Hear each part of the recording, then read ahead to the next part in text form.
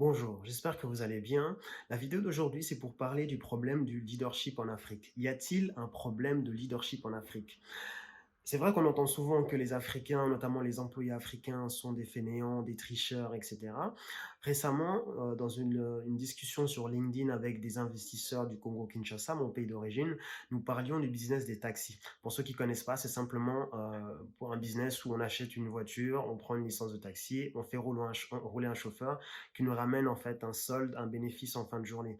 Certaines personnes peuvent acheter éventuellement ce véhicule ici en Europe et l'envoyer, le défréter en Afrique. Et on parlait justement dans cette discussion LinkedIn de nos échecs quant à ce business et on racontait tous plus ou moins la même chose, c'est-à-dire qu'il y avait un problème avec le chauffeur, la personne à qui on confie en fait ce travail-là. Et en fait, il y avait des histoires comme quoi les chauffeurs peuvent, en fait, tricher beaucoup. C'est-à-dire qu'ils sont capables de s'entendre avec des garages partenaires pour inventer de fausses réparations, de faux accidents, des choses comme ça. Ou voilà, ils vont rouler avec, un véhicule non assuré alors qu'on leur a expressément dit de souscrire à une assurance. Sans parler justement de la corruption de la police qui peuvent les arrêter à tout moment pour les taxer et cetera. Pour ma part, par contre, je pense que mon expérience est un échec aussi parce que je pense qu'il y a eu un problème de leadership, ou en tout cas de management. Je n'ai jamais rencontré cette personne, je l'ai engagée entièrement à distance en faisant confiance à des proches sur place. Donc j'ai pas pu de toute façon lui communiquer toutes mes attentes et mes exigences. Donc en fait, je pense qu'il n'était de toute façon pas dans de bonnes conditions pour que ce projet puisse marcher. Et je ne peux pas donc à 100% mettre la faute sur lui. Je pense donc qu'on a souvent cette envie d'investir en Afrique, tous en tant qu'Africains d'origine, et parfois on fait l'erreur de vouloir gérer ça à distance. Pourquoi? Parce qu'on n'a pas forcément envie, pour des raisons multiples, d'aller sur place ou de s'ennuyer avec les tracasseries sur place. Mais il faut savoir que c'est la base du leadership, c'est qu'il faut de la proximité, il faut réussir à transmettre quelque chose. En tout cas, c'est les objectifs et les attentes qu'on a pour que justement la personne qui travaille pour nous puisse être dans de bonnes conditions. Et je pense donc qu'il y a un contexte à mettre en place. Alors, d'autres personnes dans cette discussion LinkedIn, elles étaient sur place et ça n'a quand même pas marché. Mais je pense qu'il y a d'autres explications. Mais pour ma part, je pense que je retiens en tout cas ce problème-là de leadership, de management qui aurait pu être réglé différemment. Je pense aussi qu'il y a une notion de contexte à mettre en place par rapport aux Africains en général. Si vous prenez notamment la plupart des pays africains, en tout cas moi si je parle du Congo-Kinshasa, ça fait très longtemps qu'on n'a pas eu chez les dirigeants, en tout cas dans la classe politique, une notion d'exemplarité, en tout cas des personnes suffisamment exemplaires et intègres pour tirer la population et les jeunes vers le haut. Donc on ne peut pas raisonnablement s'attendre à ce que la population ou ce que les jeunes soient des gens à 100% intègres et en tout cas concentrés et concernés quand ils sont dans des positions de employés, etc. Donc je pense qu'il y a un contexte aussi géopolitique, ou en tout cas politique, ou sociétal, qui n'est pas forcément toujours idéal. Également, on peut citer, en parlant de contexte, de la situation de l'emploi. Donc en fait, il y a eu en 2019 un rapport de l'OIT, donc l'Organisation internationale du travail, qui parlait d'un chômage de 6,9% pour la zone Afrique, ce qui était légèrement supérieur à la moyenne mondiale qui, elle, était à 5%. Mais évidemment, on pourrait se dire que oui, c'est un taux relativement faible. En réalité, c'est un taux justement à nuancer. Pourquoi? Parce que le même rapport faisait également état que 70% des travailleurs africains étaient des travailleurs pauvres, c'est-à-dire des personnes qui certes avaient un travail, mais n'arrivaient pas à vivre décemment et justement à couvrir leurs frais et à prendre en charge leur famille. Donc je pense que et également un autre aspect qui était évoqué dans ce rapport, c'était le fait que de nombreux jeunes notamment, parce qu'il faut savoir que la population africaine de manière générale est plutôt jeune, de nombreux jeunes ont ce problème d'être réduits uniquement à travailler dans l'économie informelle. C'est-à-dire que vous avez des jeunes qui vont sortir des universités avec des diplômes en poche, en économie, en sciences, etc., mais qui ne trouvent pas de travail.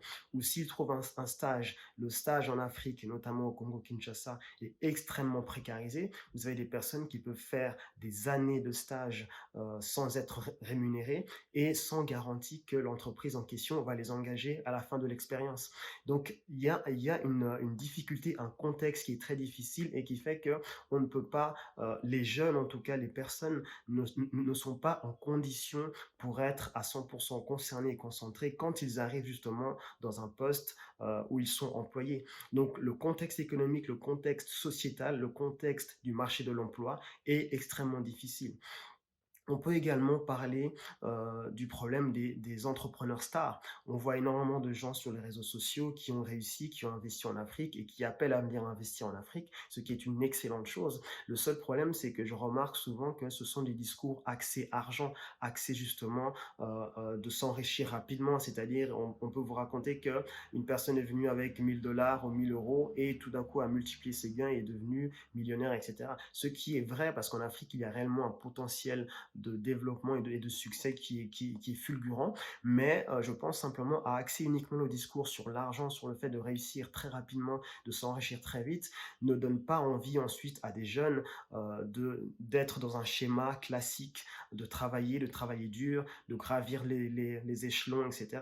Donc je pense que ça crée un contexte un petit peu où il est plus facile de s'enrichir, de chercher à s'enrichir au plus vite, quels que soient les moyens, quitte à tricher, quitte à voler son employeur, etc., plutôt que d'être justement intègre, concentré et avec une certaine sécurité de l'emploi qui ferait et aussi une sécurité sociale. Il faut bien savoir qu'il n'y a pas vraiment de sécurité sociale en Afrique, en tout cas très difficilement. Donc ça ne crée pas un contexte idéal pour les jeunes et les travailleurs en général.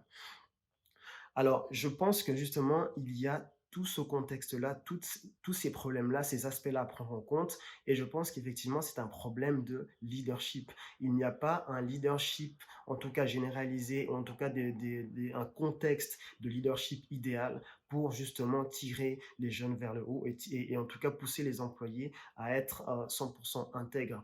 L'exemple du taxi que j'ai cité avant, c'était un échec, mais je vous avais parlé aussi d'un autre projet qui a lui mieux réussi en ce qui me concerne. C'était justement le fait que j'ai mis en place une équipe de comptables et d'aides comptables toujours au Congo-Kinshasa.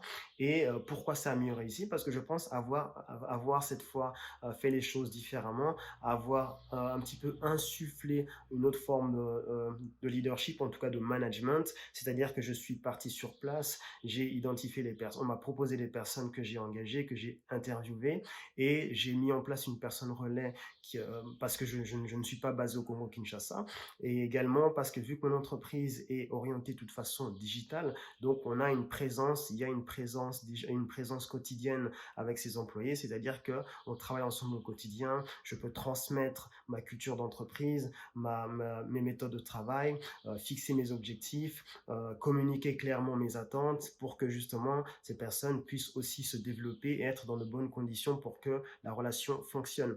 Voilà un petit peu, je pense, que ce que j'ai fait différemment.